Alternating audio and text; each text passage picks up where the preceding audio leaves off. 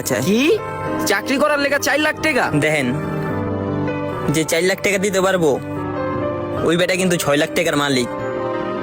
আর আমার যদি 4 লাখ টাকা দিয়ে চাকরি করতে হয় তাহলে আমার ব্যবসাটা কি দোষ করছে? আমার কাছে যদি এত টাকা থাকতো তাহলে তো আমি ব্যবসাই করতাম। আর জীবনে সবচেয়ে বড় ভুল হয়েছে কি জানেন? ছোটবেলার থেকে কাজ কাম না করে পড়াশোনা করছি বড় একটা চাকরি পাওয়ার আশায়। এখন এই যে গায়ে দিয়ে এটাই ছিল জীবনের সবচেয়ে বড় বোকামি। এই যে ভাই আপনার খাবারটা। ভাই বলে আরেকজনের শাক আর রুই মাছটা দিতে যায় আপনারা দিয়ে দিছি, কিছু মনে করেন না। ভাই লাগবো না এই শাক আর রুই মাছ, আমার ডাইল লইব। ভাই সমস্যা নাই, আপনি খান, আমার অনুরোধ। আপনি 35 টাকাই দিয়েন। আপনি যদি এখন এই খাবারটি না খান নষ্ট হয়ে যাইব, আমার ফালাই দিতে হইব। আচ্ছা ভাই। আচ্ছা খান তাইলে।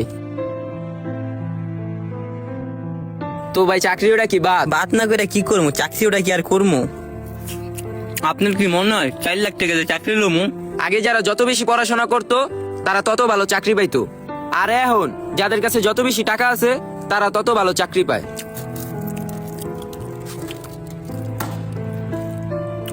আর এই মালিকটার নাম কি? সজীব। ও, মন মানসিকতা অনেক ভালো আছে। ডাইল চাইছিলাম 35 টাকার ভিতরে, মা তো দিয়া দিতে, শাকও দিয়া দিতে। বুঝলাম না আমি, হ্যার মতো মানুষ এত কিছু দিল তাও আবার ভুলে। না ভাই, হ্যাঁ লোক ভালো আছে।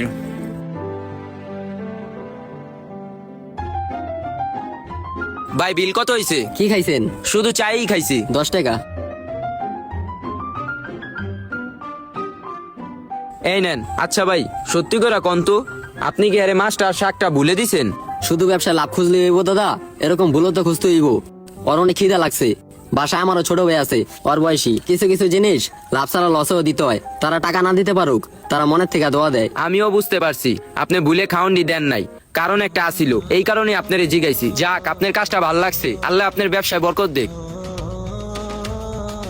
কিছু কিছু ক্ষেত্রে লক্ষ্য করলে দেখা যায় মানবতা এখনো হারিয়ে যায়নি। সবসময় ব্যবসায়ী হইলে চলে না, কিছু কিছু সময় মান এবং অভিমান হওয়া মানুষও হইতে হয়। যে যুদ্ধ জিনিসটা বুঝে সে যুদ্ধের ঘাম আর ক্ষুধার মূল্য দিতে জানে। জীবনে সংগ্রাম করে বেঁচে থাকার নামই কিন্তু প্রকৃত জীবন। আমাদের জীবনে ঘটতে থাকা প্রতিদিনকার নানান রকম ঘটনাগুলি আমাদেরকে নতুন কিছু শিক্ষা দেয়।